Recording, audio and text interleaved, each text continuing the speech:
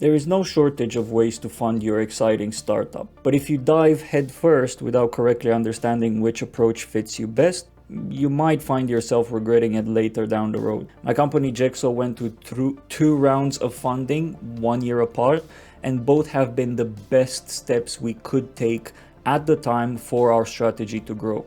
I'll tell you exactly how we successfully got funded, but first let me explain the various investment options you should look at, and most importantly, when you should avoid. I'll try to keep it short and sweet, but if at any point you feel the pace is slow, do increase the playback speed slightly.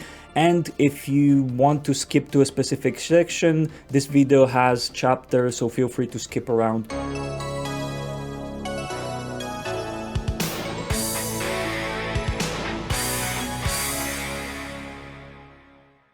There are plenty of ways to get money to sustain your early business, but in this video I will talk about 6 common options, amongst them a couple that we actually used as well. Now, quick disclaimer, I am by no means a financial advisor or investment expert, but I'm running a company that sees success on the back of 2 investment rounds, and I also had to look into this topic, so make sure that you do a bit of digging after you watch this and make your own mind. Some of you are probably rolling an eye or two on this one. If I had the money to fund my startup, I wouldn't be looking for options, you might say. But the reason I have this option here is that honestly, putting your own money into your business is the option that enables you to retain all of your equity and have less stress about making enough money to repay loans and such. So if you have some funds somewhere aside and pondering if to use or go for alternatives, consider that funding yourself gives you the independence even for a short term. What do I mean by short term? Having the ability to sustain your business to grow for a while will place you in a better position to bargain better conditions for all of the other options, be it better loan terms, more family trust to fund you, or giving away less equity for the same capital. Now, you might not be comfortable putting your life savings in the business because it might turn out into a risky affair where you wind up losing everything. And honestly, that way of thinking is entirely okay and normal. I'm afraid I have to disagree with all of these gambler entrepreneurs and attic angel investments telling you how no one will trust in you and your startup if you don't put your money where your mouth is. Apparently, if you don't risk absolutely everything, you don't believe enough in your business and you're bound to fail. I'd argue that you're more likely to fail if you put your livelihood on the line without a contingency plan and without even considering risks. Starting and growing a startup is risky, and you need to be calculated rather than reckless, because if you flop, you hit the ground hard if you bet everything.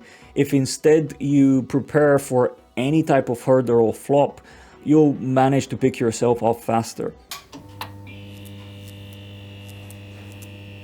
Asking family and friends for backing is standard practice, and although personally I'm not that fond of this option, that doesn't mean that it's not for you. Many entrepreneurs get started with financial support from family, and mainly because loans from individuals have better terms than any other financial aid. It's easier to convince your aunt to back you rather than a financial institution or a complete stranger. Where things kind of fall apart from me with this approach is the risk of ruining relationships. As I mentioned before, no business venture is entirely risk-free and a sure thing. So why would you try and convince Aunt Polly of that? You know she's not gullible like that. You listen for my footsteps.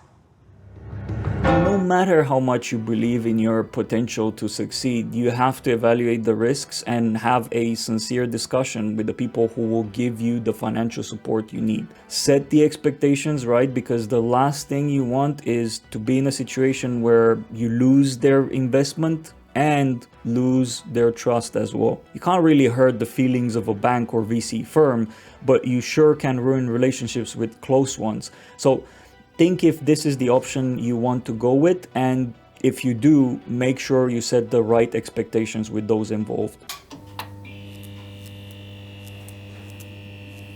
Getting a business loan to boost your growth is usually considered good practice because, plainly speaking, that extra capital injection should give you a boost in revenue later down the road and enable you to repay the loan back. They're also not that hard to get. Depending on the bank and country you're in, you could get a loan of, say, 50 to 100K without a personal guarantee. Here in UK, we call it unsecured business loan, and you can find a max of £150,000 loan without providing some security. But like with everything else, you need to make sure that you do your due diligence. If a loan you're after, find the right one for you. Think of how much money you need for how long of a period, research options, and find one with the lowest fees and the best terms for you. And it's very important you think of your company's projected revenue growth and really understand if you can afford to repay the loan with the terms provided by the bank. Suppose it's not just money that you're after and you need mentorship, business support, training, networking, and resources. In that case, you only have two options fit for you from my list: strategic partnership funding and accelerator programs. The first one is what we chose, but I'll talk more in detail in a second. Startup accelerators, also known as seed accelerators, are fixed-term cohort-based programs that include mentorship and educational components and culminate in a public pitch, event, or demo day. Basically, for a defined period of time, you and other entrepreneurs like yourself participate in a program organized to provide you with guidance and resources to get you ready for a pitch for an investment. Over this period, the focus will be mainly to get your business in shape and nothing else. You also usually get a bit of a seed investment from the accelerator in exchange for a small chunk of equity in your business. The average is around 25K and is excellent because it usually means you can dedicate yourself fully to the program rather than having to chase money to keep you afloat. Some of the bigger, well-known accelerators are Techstars and Y Combinator, but accelerators like these are notoriously hard to get into, and most often they are structured to help you get ready for an investment round. If you're already in a good place, you developed your proposition and you're ready to pitch for investment, then this might not be the option for you. An angel investor is an individual who provides capital for a business startup, usually in exchange for a convertible note or ownership equity. Angel investors are usually high net worth individuals looking to invest in the early stage of startups when things are a lot riskier. But it also means that equity offered to angel investors is usually larger than when getting, say, venture funding later down the road, after the startup builds momentum. This means angel investors, also called private investors, will give you funding with better terms than any VC because they're supporting and funding you and your potential rather than your business value, which might not have all the credentials yet. Most of the time, private investors will invest using crowdfunding platforms or through angel investor networks. And I mentioned convertible notes earlier, and this is an alternative to giving an investor equity straight away. A convertible loan note is a type of short-term debt that is converted into equity shares at a later date. Investing in a startup via a convertible loan note typically allows the investors to receive a discounted share price based on the company's future valuation. If you and your investor disagree on your valuation, say the investor thinks they should get 20% of your company for like 100K, but you think your company is worth more than that and want to give them 10% for the same money, instead of giving up negotiations, you could agree on a loan note where the investor pays you the 100K in advance and gets to convert that into equity at a later stage, say when there are more results and a fair valuation can be established. These agreements usually come with terms, for example, a conversion latest date and a percentage discount from the valuation at the time of issuing the shares.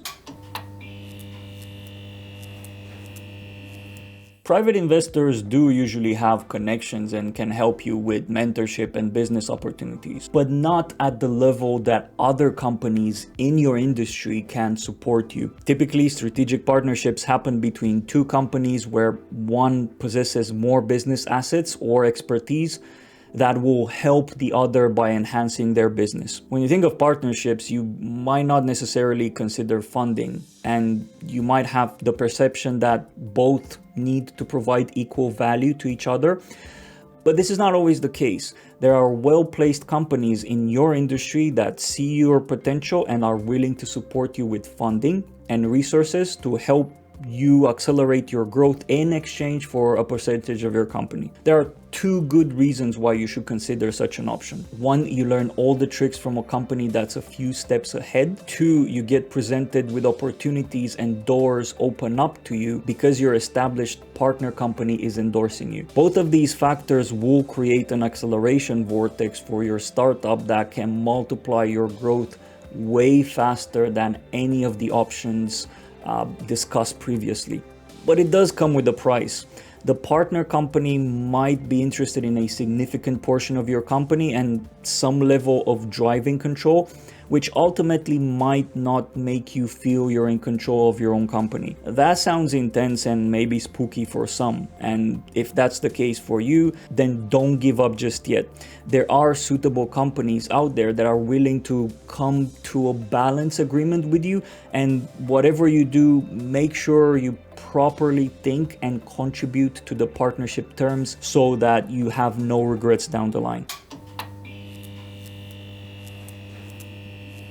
Speaking of suitable partner companies, Resolution is similar to us, an Atlassian app vendor, but the older and wiser version of our company. They have the funding, the resources, and most importantly, for Nikki and I, the culture fit.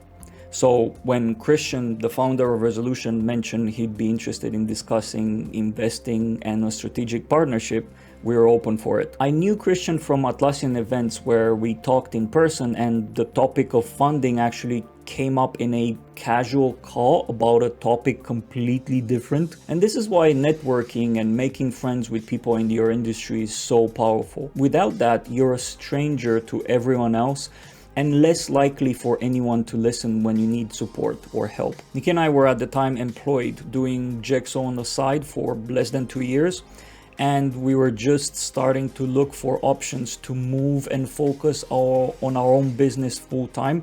And luckily, we didn't have to look far. Sure, the 5-6K in MRR, quality product, and founder potential contributed to successfully partnering with Resolution, but things could have looked different without already having known Christian. So with the help of seed money and expertise from Resolution, Nikki and I spent 2020 focusing on making brilliant project management apps for Jira, growing a solid team, and building brand trust through marketing activities. All of this started placing Jexo under the spotlight as one of the most exciting up-and-coming startups in the Atlassian ecosystem. With the pace we had at the start of 2021, we were on our way to becoming sustained by our own revenue by sometime mid-year the same year. However, we had bigger plans and wanted to capitalize on the momentum, so we decided to go for another round of investment. We assessed a few options, which included VC or another company partnership.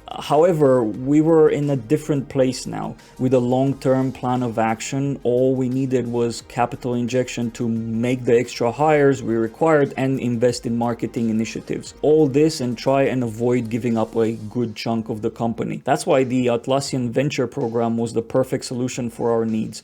Atlassian offers loan notes with really good terms to startup like ours. To put it plainly, you get a loan that can convert into shares at a future investment event. And if Atlassian decides they want to convert, they get shares worth the value of the loan with a discount as a benefit. If the note never converts in 6 years, we repay with a very small interest. Our growing positive reputation also meant that getting our submission approved was a breeze. Today we scaled to where we needed to be, and yes, sure, our self-sustainability milestone has moved by a year, but nothing wrong with that. given we'll be sustaining a bigger operation quicker, we're more than happy to move the flag further down the line. As you can see, there are plenty of options for you out there, and each of them different than the other. It all relies on you to take what you feel is the right path for funding your business. I do hope that some of my thoughts and the glimpse into our funding history can help you in your journey. I'm Biro from Jexo, and if you think this was useful, do share this video with others that might be researching this topic. Give us a like and subscribe for more content like this. See you in the next one.